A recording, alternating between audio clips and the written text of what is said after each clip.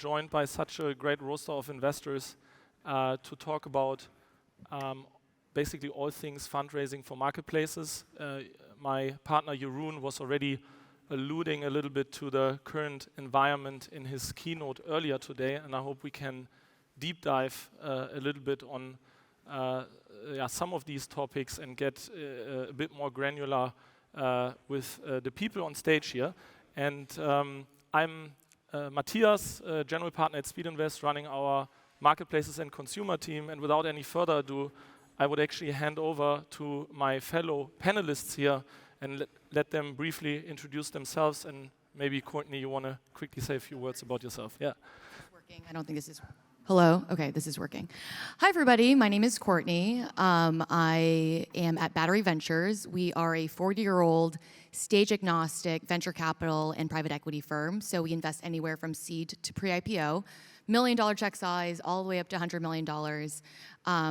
I help co-lead the consumer marketplace practice there, and we invest in US, Europe, and Latin America. I've been at the firm for 5 years. I came from an operating background. So before venture, I spent time on the growth team at LinkedIn focused on growth. Before that, I helped launch grocery at Amazon, so grew the team from 20 people to 600, 2 to 15 markets. We acquired Whole Foods, so lots of fun milestones along the way. And before that was at IDEO, which is a design firm, so was in their lab focused on prototyping venture concepts around emerging technologies. Maybe I'll go to my left. Thank you. All right, thank you. Hi, I'm Jasper. I'm with Cherry Ventures. We're slightly smaller than Battery Ventures, so we do seed, early stage. 320 million fund, Germany, Stockholm, and London. So we're all over Europe. We invest all over Europe. We like to be the first check-in, first institutional investor. We also like to incubate and help building companies. My background is I'm a VC for 8 years. Started actually at a different fund, building their Berlin office and B2B software investment practice. That's what I focus on. Already invested in AI like 7.5 years ago, actually together with Battery Ventures. So all along, mostly applications AI. Before I was an entrepreneur, single founder, bootstrap. My company was a tough ride. Matthias helped a little bit. Yep. Thank you for that. and exited eventually. And before that, I was corporate finance at BCG. I'm more on the practical commercial side than on the technical side, which some founders like, some others don't. So that's me. Andrew. Andrew. Cool. Hi, my name is Andrew Blackman. I run a small fund called Marketplace Capital, and we're probably the smallest of the three, but we are the newest as well. We just launched this year. And it's a fund focused entirely on marketplaces, so we invest anywhere between $50,000 and $250,000 at a time into pre-seed, seed, or Series A marketplaces. And my partner that I run this fund with runs a large community of marketplace founders, operators, and executives called everythingmarketplaces.com. So the idea is that we feel like the community provides a real advantage for the fund, and the fund provides a real advantage for the community in terms of helping our portfolio succeed and also identifying investments for us. My background has been entirely as an operator for the last 20 years in marketplaces before moving to the investor side. I've also been an angel investor during that operating experience, though. So at this point, I've invested in about 20 to 25 marketplaces in my career. My operating background, I was running a ticketing business here in Europe, so I have some experience in Europe as well, running a ticketing business that was very much like StubHub in Europe. We were called GetMeIn.com, sold the company to Ticketmaster, and then ran Ticketmaster's European resale, and that's where I sort of fell in love with marketplaces and the dynamics of marketplace businesses. So Great. That's my background. Thank you, Andrew. And I think it's great to have like people with such an operational experience, but also different focus areas. I think Jasper to talk a little bit about AI, hopefully also, and how that is also impacting the fundraising landscape for marketplaces. So let's maybe get straight to it and get straight to the gist of it. And it would be great to get a little bit of a view from each of you on how do you see the kind of current landscape for fundraising for marketplace companies, and maybe one or two major shifts that you have observed in the market recently. And maybe ladies first. Great, I'm happy to always go first. Again. So yeah, I guess from a fundraising perspective, and I'll maybe speak on the growth side. Yeah. I think it's pretty well known that growth capital deployment has been relatively slower in recent quarters, primarily just because startups have continued to grow into and scale into the valuation set in 2020 and 2021, right? I do think that activity will pick up in Q4 and Q1 because of shifts happening in the ecosystem, primarily around two, I think, important concepts. I think one has just been this refocus on growth efficiency versus growth at all costs. I think that's been like the major theme in this conference. It's not an entirely new concept by any means, but it's a concept that I think takes time to reconcile, right? What we've seen is that growing at all costs has had implications to org structure. How many people do you hire, to product roadmap, what and how much you build in a certain time frame, to business fundamentals, what you might be comfortable with trading off between paid marketing spend and retention. So now what we're seeing is a lot more businesses kind of be more disciplined in team, product, and spend, and that's manifested in a lot healthier unit economics, which we've been happy to see. The second, I would say that's been kind of a fundamental shift, and it's a refocus, but almost like an awareness of revenue quality as it relates to value creation and true enterprise value. And what I mean by that is that I think, peak COVID, we saw a lot of businesses that were perhaps more transactional or episodic in nature, maybe had balance sheet risk, trade like high margin, pure SaaS businesses. And I think that's a fundamental disconnect in the ecosystem.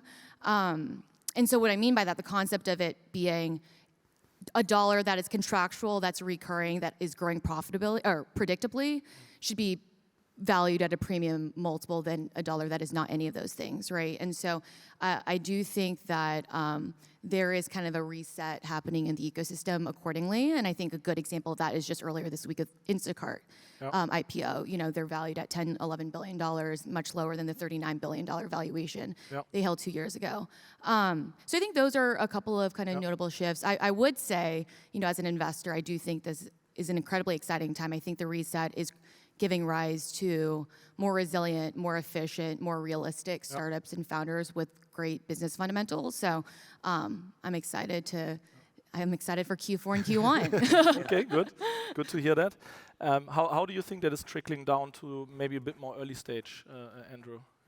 Yeah, I mean, I think that, so it's interesting because our fund sort of sits in the middle. We have a lot of the investors in our fund are themselves marketplace venture investors. Our LPs include funds like Craft Ventures and FJ Labs, and we have partners from all different funds that are invested in us partly to find deals. We serve as a sort of a large scout fund for them. And so I think it's definitely slowed down, but it's interesting to me to think about us as a marketplace. Like, is it slowed down because the demand has slowed down or because the supply has slowed down? I think that a lot of the investors that we talk to are eager to invest, and we don't see as many great companies as we want to see, as we've seen in the past, and a lot of companies are like, there's no one investing today. So I think that generally things have slowed, but I feel like it's more of a price discovery exercise, and especially at the early stages, if you're building something new and you're launching something new, the capital is there, and the investors are there ready to move. You just have to have the right expectations, and you have to set terms at the right level, and you'll be able to raise capital. That's sort of what we see from the middle. How do you see that, Jasper? Yeah, look, I think some people might argue there was a lot of frenzy around marketplaces, but if you look at one of the largest outcomes in the last decades, that's marketplaces, consumer marketplaces. So these things can get very huge, very profitable. But the big question is how you get there. And that kind of path was a bit brute forced in the last years. And same as software building, you can't brute force certain things. It just needs time. And there we see more, as you described it, right? More on the efficiency matrices. They're, by the way, kind of the same as for B2B software. So that kind of awareness is very important. And then the second question is, when do we see those network effects? When do we actually see this kind of superiority of a marketplace? And how long that would take? People have that experience. I mean, you guys have the experience, so you can actually see the path. And that was a big change. And I think all this valuation correction was totally right, because people were just assuming it will work out eventually, but before that it just costs a lot of money. That's maybe a bit too simple. So when we evaluate marketplaces right now, it's a lot this question around what's the path, how you get to that liquidity, and so forth, which is good, I think. And maybe to you specifically, given your background and focus, do you also think that maybe AI can help a bit more to that end, or is it like an accelerator maybe in the fundraising process? In that sense? Yeah, I think we should dive deeper into that topic. That's a bit more complicated, but and you guys understand marketplace better than I do. But there are various challenges along that way. So how to create the liquidity, how to do the matching of the liquidity, how to actually manage the whole complexity around the data you want to manage, or just the back office of documents. Just imagine, I mean, what is Flexport doing, if you know these guys? Huge call center, a lot of documents flowing around. There's a lot of automation going on, and then eventually you're just looking at the costs, and the costs are very high at the beginning before you reach this level of great matching or liquidity harmony, I might call it. So there's plenty of things we should maybe deep dive into. I mean, this is, I think, is a big topic. Also from my point of view, where I think, especially as you grow as a marketplace, AI can probably help you to simply get better unit economics and actually address some of the points that you also mentioned, where maybe we were brute forcing companies to grow, but at unsustainable unit economics in that sense. Right? The question is, how much can you still weave that in, or is it like a new wave of companies then that is being built and coming up, and like a new opportunity to maybe also break network effects of existing. Maybe just one thing, and then happy to hear your thoughts also. One thing that AI does, or any technology that replaces manual labor or human work, is, I mean, lowering costs. You mentioned it, so it enables business models that weren't possible before because they were just too inefficient, too costly, or you couldn't even imagine that. And I think from the marketplace side, liquidity matching, all these kind of things, there will be a lot more possible. However, and we should never forget that, AI is not AI, it's machine learning. It's just pattern recognition at the end of the day. Yeah. I think also not just cost savings, but also more revenue, right? Specifically, if you speak about matchmaking, then that's actually adding, or should be increasing, the conversion, the fill rate, and add more top line in that sense. Yeah. So hopefully create more efficiency also on that front. Sorry. Yeah. You know, I was going to just say that from my perspective, especially at the earlier stages, I view AI as more of an input where it makes things, especially for startups, if there are startups in the audience here, which I'm sure there are, you can get so much more done today with so much less because of all these tools that are out there. And so, yeah, there are opportunities to increase revenue, but it's primarily, I think, the impact we're seeing right away is that you can build things quicker, faster, with less people and with less money, which means you can get to traction earlier, which means then you can raise money. One thing AI can't do effectively is help you find customers, at least not today. Yeah. AI doesn't solve distribution. So in the earliest days, I think that really it's all about figuring out how are you going to get your product in the hands of consumers or buyers as effectively as possible. And what do you think to that end? Maybe it's a good point, because thinking about what are important factors that founders should consider when they raise, and what do they need to bring across these days.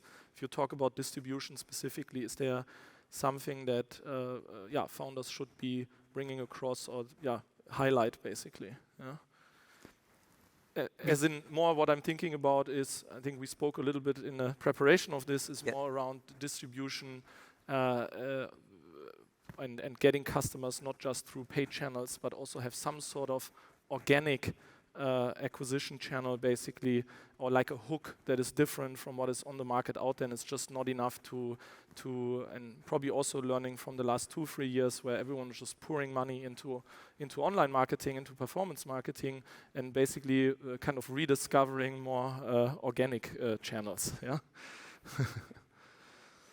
I know. Well, we see a lot of success in our marketplaces that have shifted away from performance to organic. Yeah. And I think COVID was kind of helpful because there was a different pull from the market. Yeah. Still, it takes time. It's an investment. So you have to start today, or basically yesterday, to see an effect tomorrow. So sometimes for these very early companies that have raised a lot of money at high valuations, it feels easier to do performance and brute force again. That's the easy way. Yeah.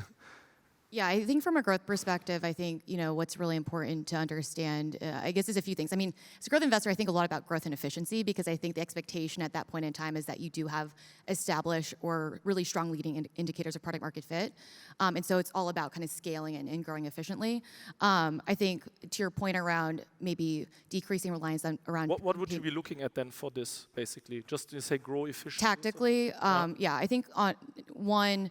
We look at a lot of cohort segmentation, right? How cohorts behave over time. I think averages are misleading. And so it's really, it does a disservice if you kind of commingle old and new cohorts, but really understanding if mature cohorts are becoming profitable or line of sight of profitability, having a really good pulse on like which markets, demographics, channels are working really well versus not. And then seeing if newer cohorts, the CAC is decreasing, because I think that's a great indicator for network effects manifesting in the ecosystem. The second is, I would say, like share of wallet. So I think it's a really interesting tool to understand how vital you're becoming to both supply and demand. So are customers transacting more and more on the platform? What percentage of the total business are you? Are you 10%, 90%? Hopefully you are becoming the de facto place for discovery, engagement, transaction. And then the last thing is every single growth efficiency metric, LTV to CAC, payback period. And again, I think to your point, leaning on product-led growth loops is super important because paid marketing is such a fragile model, and especially as you see all these kind of like Facebook and so like all these social acquisition channels becoming more expensive. You don't want that to. You don't want to see that correlation in your like sales and marketing line item, right? And maybe bluntly speaking, so just talking about growth efficiency and also more focus on kind of sustainable unit economics versus sheer growth. And quality of revenues. With that in mind, would you then also say that you have lowered your expectations on growth and let's say in favor of more profitable unit economics, or do you think the expectations are still the same in terms of growth and you still have to grow 3, 4x whatever year on year, but just have better unit economics, or is there kind of some rebalancing also on the investor side? I think it's a little bit of order of operations. I think before people were just throwing money to grow, but they didn't know if the foundational business was valid or had product market fit. And so it's order of operations. Like the first is focusing product market fit. That tends to be like a critical North Star's retention. Do customers want to come back? Do they want to use the platform? And then from there, you can then layer on other kind of growth tactics because you know that you're able to monetize off of your customer base.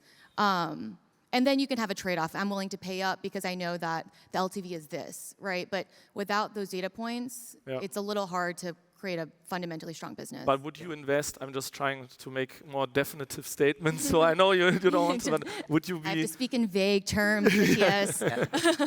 No, but would you, so to say, also invest in a company that is only growing 2x year on year, right? If they have stellar unit economics and like 4 times payback on their CAC, or would you say no, thank you? Are you referring to a specific portfolio company that I should look at? No one specific, but I'm just wondering because everyone is talking about it, right? So are we also in our minds adjusting our expectations in that sense, right? Or is it still like it's just like the threshold is higher and you simply have to grow? And it's also my feeling, honestly, because you're nodding, that actually you still have to grow super fast, but the unit economics just have to be great. Go for it.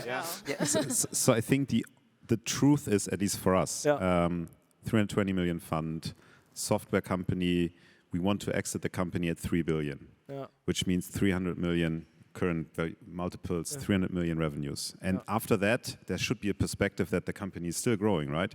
So getting there in 10 years, maybe 8 years, because that's our kind of fund duration. Well, you have to grow pretty fast from zero, right? So I think that's the honest truth here. What is also true is growth is different than early. So at growth, you want some kind of predictability because when you IPO the company, there should be predictability, right? There's a lockup period and so forth. So there are a lot of mechanics around it, but you want to reach predictability. But before you can reach predictability, you have to make sure you have product market fit, there's repeatability in your sales, there is actually scalability in the different sales channels. So not maybe Facebook marketing because tough to scale and so forth. So before that, I'm always telling the founders, guys, don't plan for revenue when you just don't have revenue. Yeah. How can you do that? Don't plan for revenue if you just sell as a founder, because you might want to have a sales force first and see if it's predictable. And then we can plan for revenues. I think, but so before there's kind of no pressure, the pressure is rather on the product market fit side, but then the pressure comes very quickly. But then it comes very quick. That's what I was saying. I think that's the truth, right? Yeah. No, I think that's true. And No, go ahead. I mean, 2x at what scale, right? But I mean, I think it's a math problem to Jasper's point, you know, understanding the TAM, because I think that during COVID, there was actually a lot of overestimation of TAM in many categories. I think there's competitive dynamics, like, is it 2x in a greenfield or 2x with there like 8 other competitors doing the same thing? Exactly. And then my point around revenue quality, it's like the entry price that we would invest at, and kind of what that math looks like from a returns perspective in a time period that makes sense. Yep. So I think there's other variables at play too, but Andrew? No, I was just going to echo a lot of it. I mean, venture capital is about growth. You know, so if it wasn't, there's never a scenario in which you're not growing or you're growing slowly. Course. Like venture capital only makes sense, you know, as we were talking, as Jasper was talking about in terms of the math, only makes sense if you're growing quickly. You know, you can quibble about what quickly means, but if you're growing quickly. And I've built 2 businesses, one which was, you know, SEO driven and one which was paid performance marketing driven.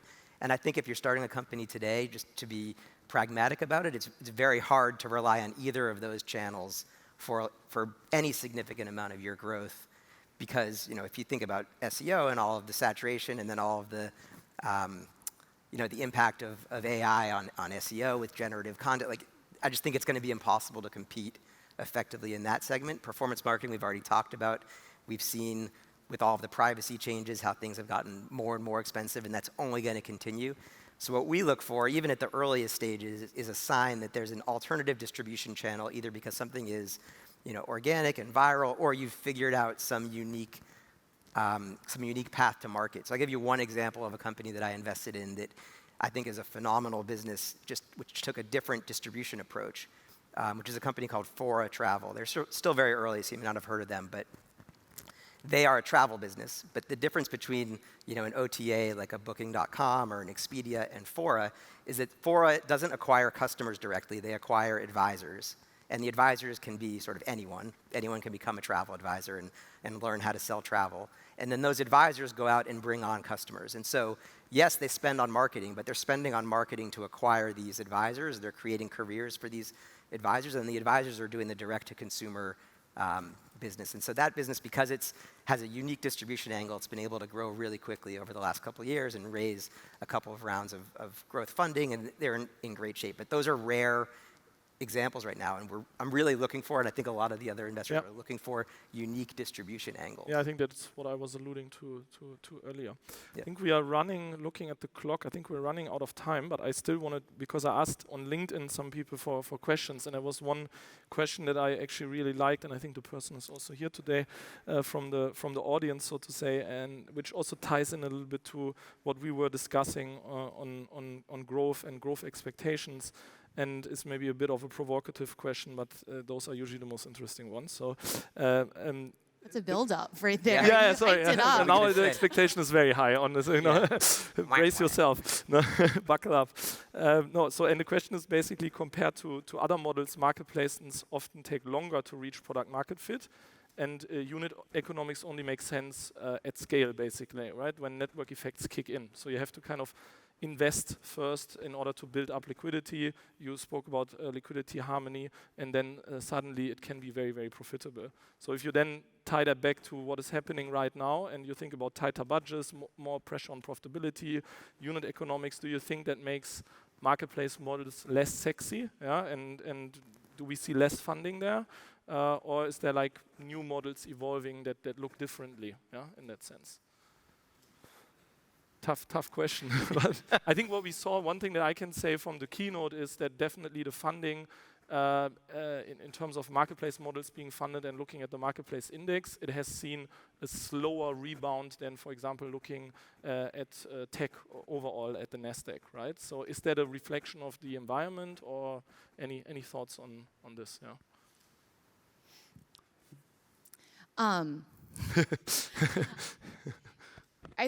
So I guess a couple things. I think On one side, the beauty of marketplaces is that because of network effects, because of these kind of product-led growth loops, because of compounding modes at scale, they tend to have a winner-take-all, winner-take-most dynamic, right? And so unlike maybe other categories or models like in enterprise SaaS, there might be a few winners. Marketplaces, they tend to have like one or two in certain categories.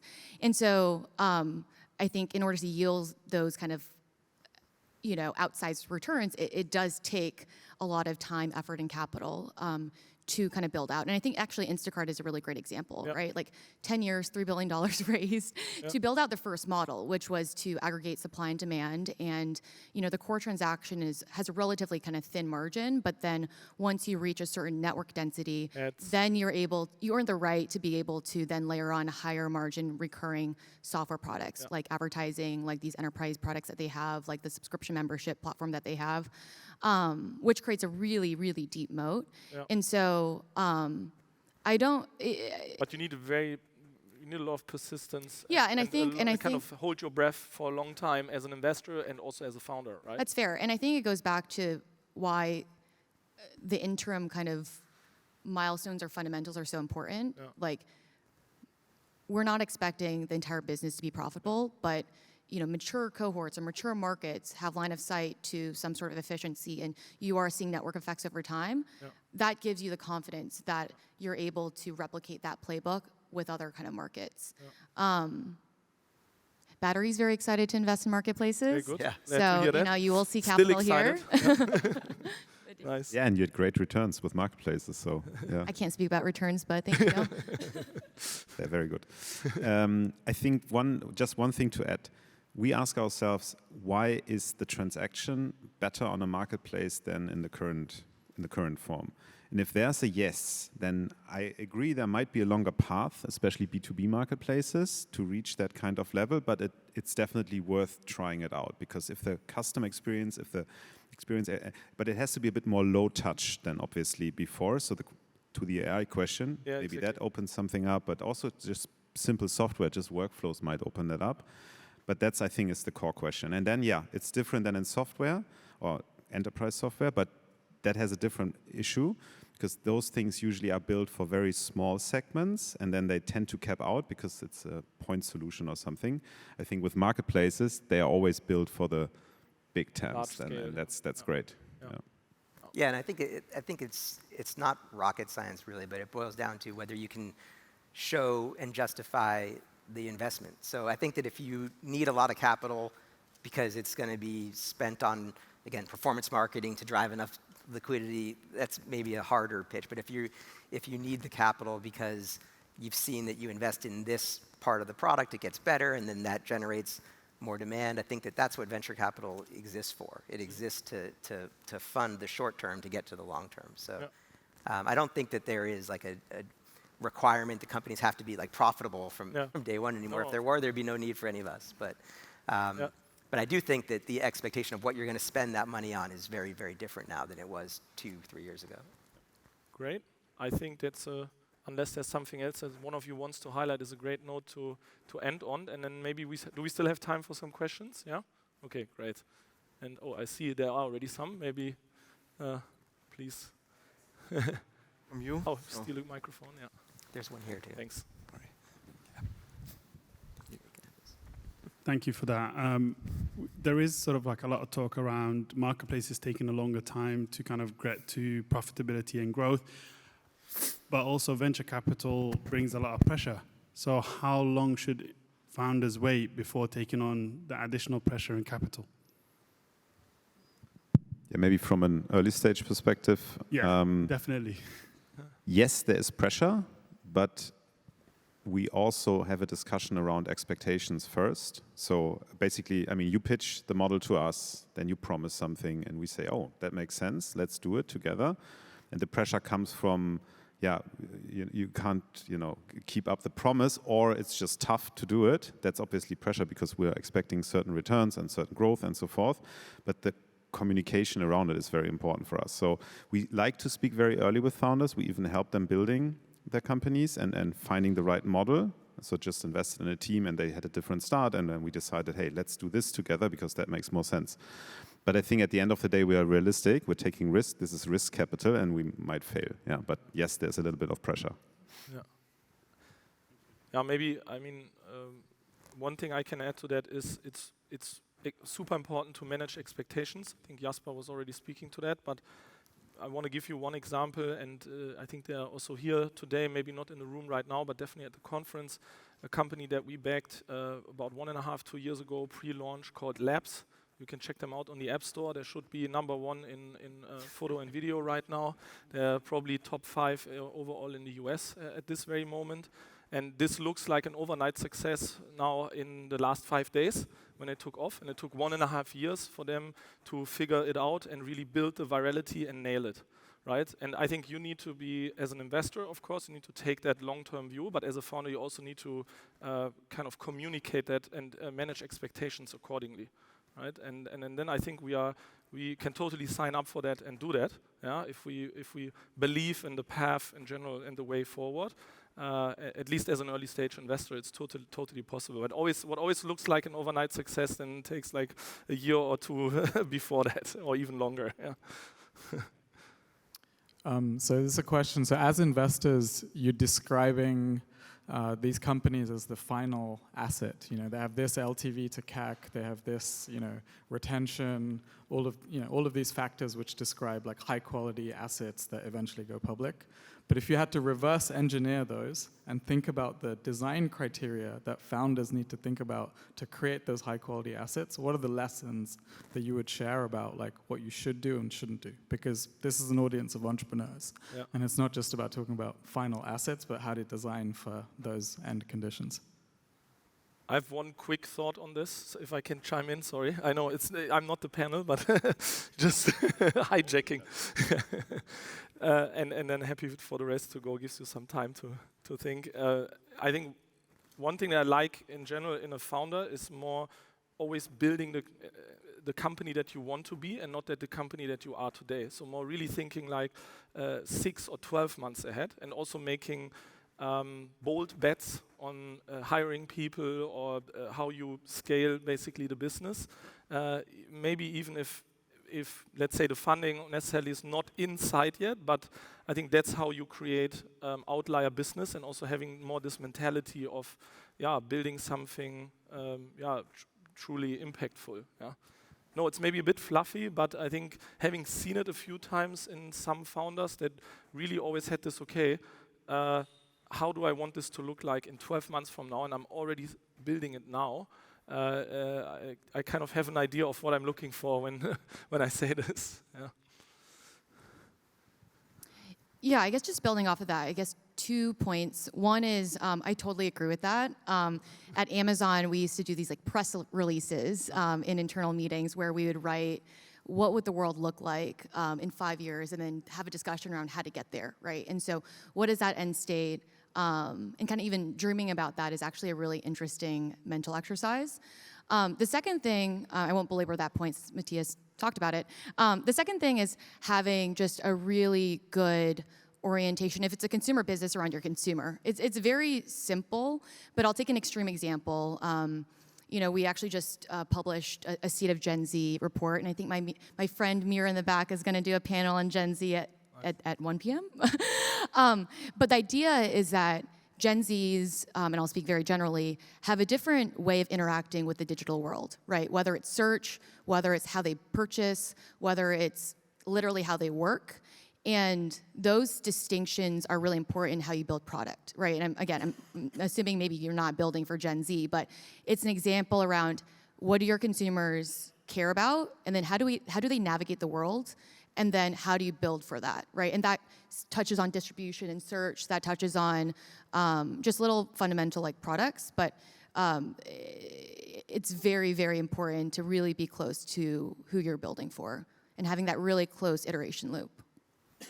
Yeah, and just especially with marketplaces, just this ability to create transactions and value that couldn't have been created before. So I think that, you know, you talked about LTV to CAC and looking at these metrics. Like I invest mostly at the early stages, and the number of decks that I get that are like pre-seed, we have a few customers, and our LTV to CAC is like 10. There's no way that you can actually even know what that means, and it's really kind of a silly metric in the early days. But this idea that you're like delighting customers or buyers with something that couldn't have been done before is sometimes much harder to quantify, but obvious when you see it. And I've invested in a few companies that were clear in that way. Like one is an example, a company called Outdoorsy, which is a marketplace for RVs. And I had actually tried to go on an RV vacation, and you couldn't find anything to book, and you end up booking from these companies, have a really horrible experience, and then they showed me this platform where actually you can book someone's $100,000 RV sitting in their driveway that they haven't used before. And so there's this ability to create these new experiences that couldn't have been created before is, I think, what makes marketplaces magical. And you can kind of see it early on. I think looking at the time, we have one more. Yeah? Hi, I'm Leila from knowhow, a care marketplace. Thank you all so much for this really relevant conversation. I had a question for Courtney. It's about your time at Amazon Fresh. I wondered, different times, can you give an example of a challenge you faced that might be relevant for us and how you resolved it?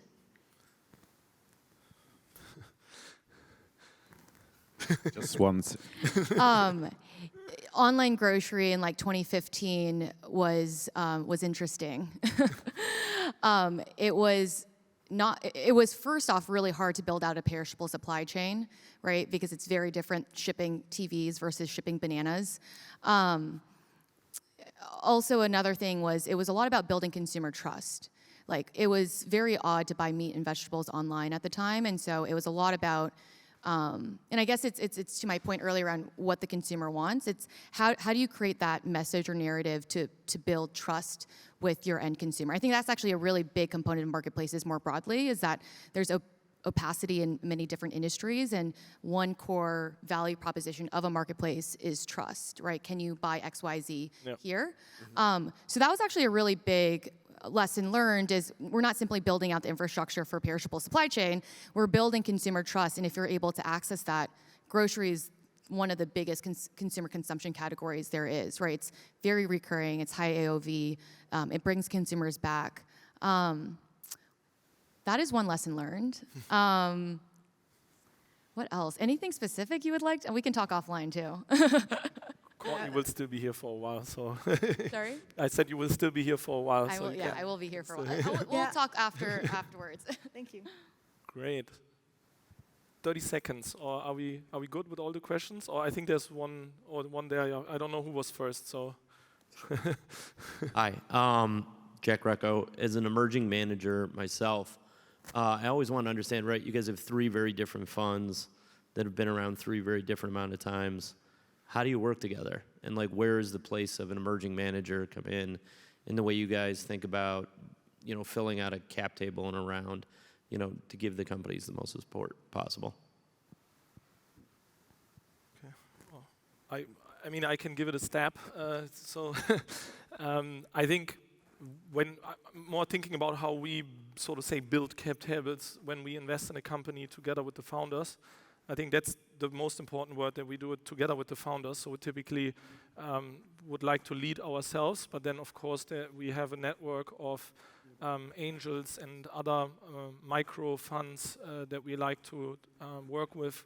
We have good experience from the past, but also people that bring in certain know-how that is valuable to the business and to the company. And of course, they need to click with the team, with the founder in the first place. We can maybe open the door or bring them in, but then they need to have something unique, so to say, to bring to the table that kind of is their entry ticket in that sense to the round. So I think that's how we think about it, and that is kind of complementary maybe to what we can offer as a fund, but also maybe addressing a specific challenge that the company is facing in the near term. Yeah. So I don't know if that makes sense, but that's typically how we think about building a cap table. Yeah.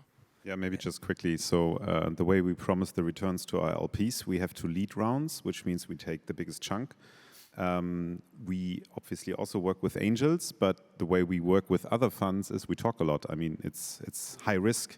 little information business. So we try to learn from each other. Obviously, I won't tell them, hey, I'm doing this deal right now, because I want to lead, I want to win. But everything else we share, and that's the most important part for us. And this is part of the reason why we started our fund. So we don't lead, we only want to collaborate, and we always invest alongside other investors, and there's a reason we called it marketplace capital as well, so that anytime anyone's doing a marketplace deal, we want them to think of us and think of our capital as being a lot more valuable than just the amount that we invest because of the community. And so we try to do the same thing in terms of bringing marketplace deals that we know some of our LPs might want to lead. But that's kind of the niche that we've carved out for ourselves. Great. Then not much left than saying thank you to you. Big thank you. Thanks for joining me, and it was a lot of fun. Good discussions. Thanks a lot to the audience for all the questions. Also, people on Twitter was very helpful, outsourcing my work. But yeah, thanks everyone for joining, and hope you are enjoying the rest of the day. Thank you. Cheers.